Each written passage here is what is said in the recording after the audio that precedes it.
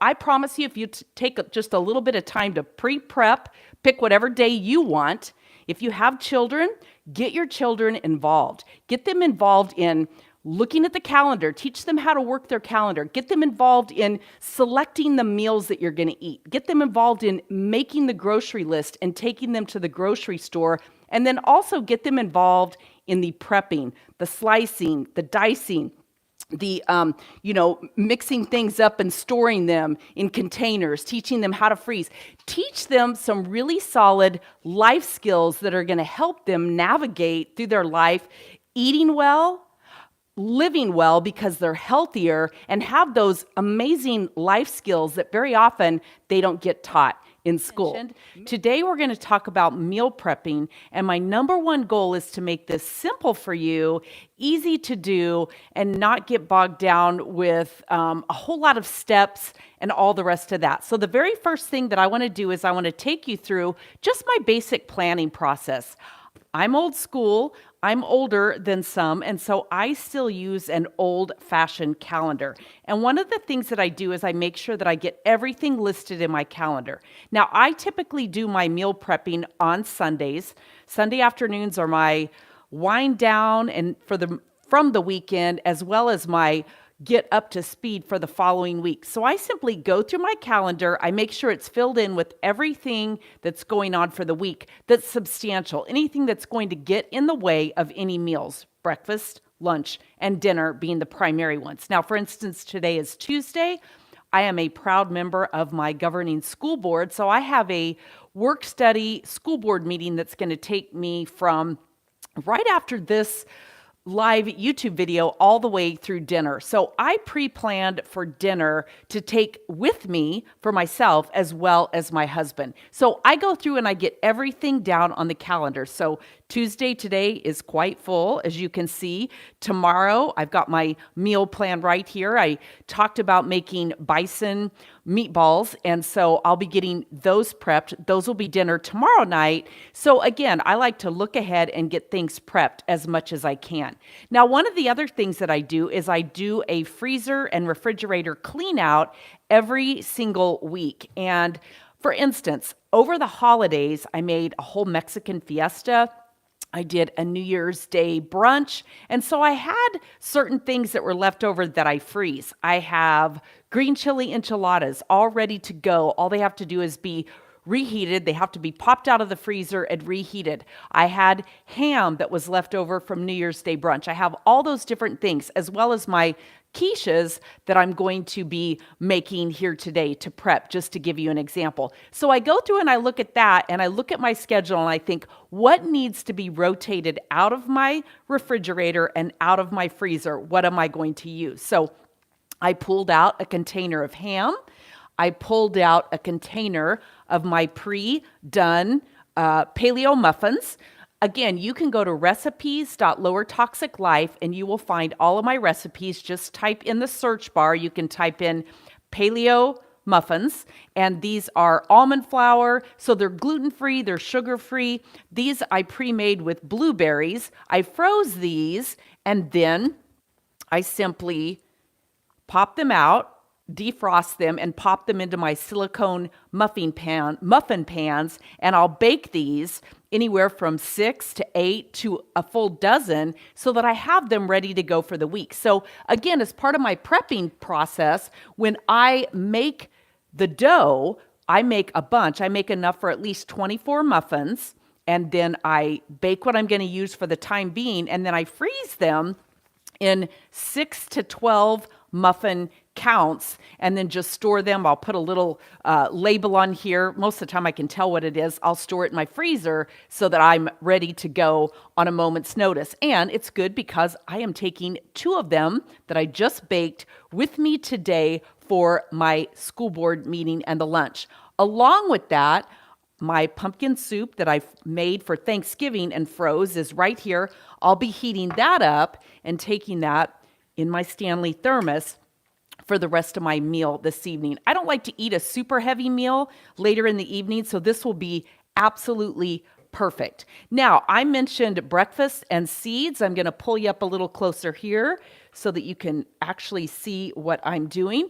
But if you go to recipes.lowertoxiclife.com, just type in seeds or seed cycling, and I actually think you can go to seeds.lowertoxiclife.com, and it takes you right to my seed cycling recipe that is great for hormone balancing and resetting for women, either who are still menstruating or who are in the menopause state of things, which is fine. But these are a great, healthy fat, healthy fiber, good nutritious balance, and a great way to get you started in the morning, as opposed to those sugary, grainy, sweet, typical granola type cereals that are often labeled as healthy, but we know aren't always so much. So one of the things that I do is I store my seeds in glass jars, and I will simply get the amount ready that I want for the week. So for me, this week, I'm going to have this 3 different times just because I know what I'm doing, what I have already planned for the week. So I put a tablespoon of my hemp seeds, a tablespoon of my chia seeds. This is in a coffee or nut grinder, super simple. Now, when you go to that site and you look at the recipe, you will see that it's basically set up for the different cycles of a woman's menstrual period. So 14 days, you're going to be eating flax seeds and pumpkin seeds, and 14 days, you'll be eating sesame seeds and sunflower seeds. If you are menstruating, it tells you the instructions there. If you're like me, postmenopause, thank goodness, then you go with the cycles of the moon. Well, guess what? It just so happens that the new moon starts tomorrow. And so this will absolutely be perfect. So 1 tablespoon each, and I just simply grind it up. I pulse it just a little bit. And one of the reasons that I do this, you do not have to grind your seeds. I do this because it's been known to aid better in digestion, helps your body assimilate it and digest it better, because sometimes with these fat soluble type seeds, they don't break down super well in your digestive tract, which reportedly, you can Google it, there's all different types of ideas around this, but ideally, that's what bulks up with fiber and helps you eliminate better. Then once I get that done, I just simply pour that amount into a glass jar. I'll do all 3 of these. So I would do this 3 times. I have 3 glass jars here. I would simply do it 3 times, and then I would either store it in the refrigerator or in a cabinet or whatever needs to be done. And let me show you what it looks like when I have those prepared. I have one ready to go so that I have it for tomorrow morning.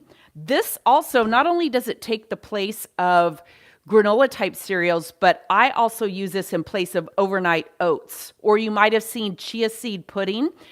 Oats do not agree with my digestive system. So I put them in here. I put them in a bowl. These are literally the ground up seeds on the bottom. I add in, and again, all of this is on my seeds.lowertoxiclife.com recipe. I put in shredded coconut. I put in some nuts. Today I chose pecans and walnuts that are raw. I put in some berries. You can see the blueberries. I put in a tablespoon of local honey, and I always like to start that on or before February 1st because it eliminates allergies for me during allergy season. You can go to citations.lowertoxiclife.com and you'll find, you can type in honey, local honey, and you'll find the references to whether that works. Now, again, I believe we're all bio-individuals, so my recommendation is that you test this for yourself. I've been doing this for years, and I've literally eliminated, I've almost eliminated my allergies. Occasionally, I'll feel a little bit of a tickle, but not too much. And then I put in about 1/3 of a cup of coconut water, organic coconut water, and then I just let that sit overnight in my refrigerator. Tomorrow morning, I will pop it out and it will be good to go and fabulous. So that's my seeds. Again, I would do this 3 different times, store it in my jars, and then I just dump it in the bowl. Or you could get it ready. If you have enough of these, if you have enough of, the serving bowls that you want to use, you can definitely get that going ahead of time. All right, so moving along, we'll finish all that up later. You don't have to watch all of that. The next thing I wanted to talk to you about is potatoes and rice, or any type of carbohydrate that you use. Now, I have my potatoes basically done here. One of the things that's been noted is that to lower the glycemic level of what are typically known as starchy carbs, which are potatoes, rice, and some of those things, if you cook them and then you completely cool them and then you reheat them, it lowers the glycemic punch, if you will, into your system dramatically. So I have pre-made these, okay? So these are my smushed potatoes, as I call them, which is just potatoes, some grass-fed butter, a little bit of goat yogurt, and a little bit of feta cheese, and salt and pepper is in this, and maybe some garlic seasoning. So these are pre-done. But what I typically do, again, when I'm going through my menu and my menu planning, I will note what I'm going to have. Now, I mentioned I am making bison meatballs for tomorrow night. My husband absolutely loves these potatoes, so I'm getting these ready. I have some more ready to go. So I always make sure I have a couple of evening meals or even lunchtime worth of potatoes. These are organic, small potatoes that I get at Sprouts or Trader Joe's.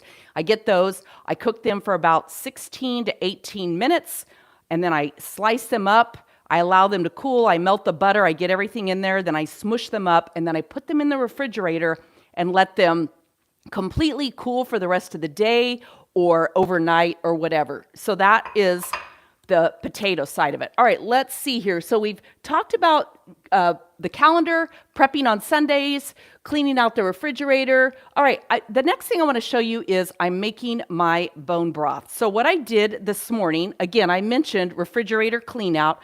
I got all of these are veggies and bones that I've been saving in these little containers in my refrigerator. So all I'm simply going to do is dump them into, they're still a little bit frozen, I'm going to dump all of these into my crock pot, okay? All the good bones and stuff, all that into my crock pot. Some of these are turkey bones, I've got lamb bones, I've got chicken bones, I've got all of this, so I'm going to put all of these bones in here. I'm going to cover it with water. That's not quite defrosted, so we'll let that sit a little bit longer. That's amazing. I got that out a long time ago. So we'll completely cover that with water, and then I'm just going to turn it on low. I'm going to salt it, and then I will come back later. I'm going to allow that to cook for 24 hours. I will be adding in my organic vinegar and some other seasonings, a little bit of garlic. And I mentioned I have some vegetables ready to go, just the ends of vegetables, some celery, carrots, onion pieces. I put all of that in there. I allow that to cook to make my bone broth. It cooks for 24 hours. It allows all the good nutrients from the gelatin of the bones and all the rest of that to settle in there. And then I like to enjoy a cup of bone broth in the mornings to jumpstart my system and jumpstart my day. So that is the bone broth. All right, I'll finish that up here in a minute. Now, the next thing that I wanted to make are my little mini quiches. I'm going to scooch you back here just a little bit. Now, I love this super simple recipe with pasture-raised eggs, my favorite, which is the Good Culture whole milk cottage cheese, and then whatever you want to add to it. So all I do is I just put my eggs in my little bullet blender. I just chop those up. Now I'll show you in a minute, already preset in my silicone baking cups, I already have feta cheese, and I diced up and sauteed some bacon, because again, that's part of my process, is looking ahead. What am I going to make ahead of time? So I knew I needed onion, so I chopped up some onion. I knew I needed my red peppers, which I'll be using right over here when we make the bison. So I diced all of that up so that it's all made and ready to go. All right, so I have 4 eggs in here. I'm going to measure out a half a cup of this cottage cheese. We simply blend it, and it makes a beautiful quiche. Now you can, I always do a little bit more. Did you see that? That was a heaping half cup for sure. A definite heaping half cup, and I always squeeze off everything that's on that. We'll clean all that up later. Simply put this on, and I'm just going to blend it up in my NutriBullet because it gets it good and in there.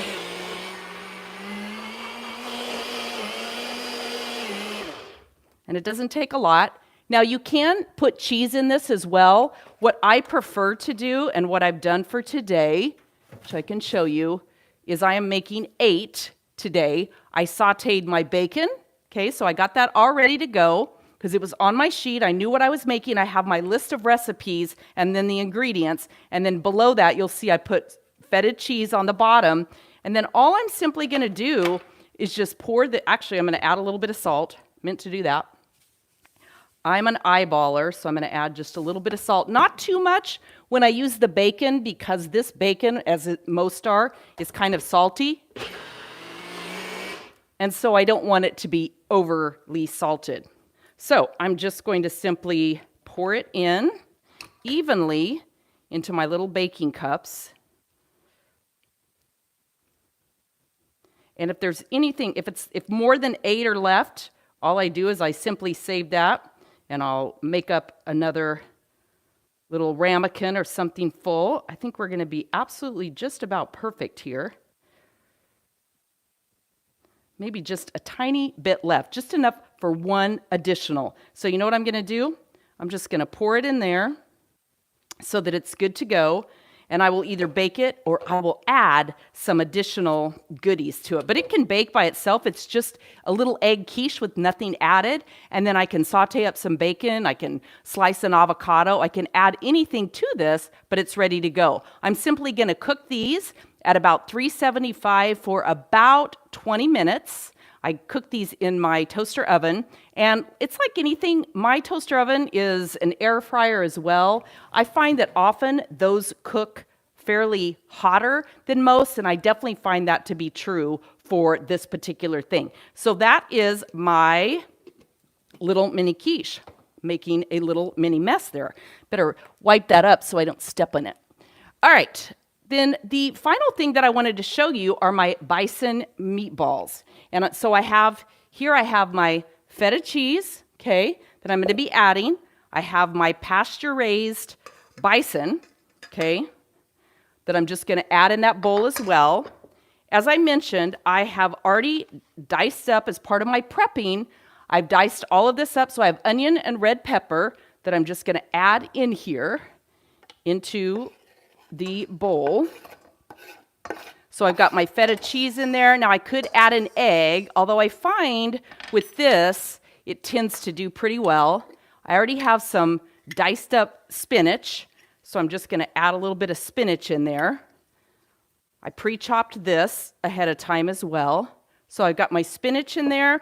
I've got my red pepper, my onion, a little bit of pre-done. I'm using my cheddar garlic, okay?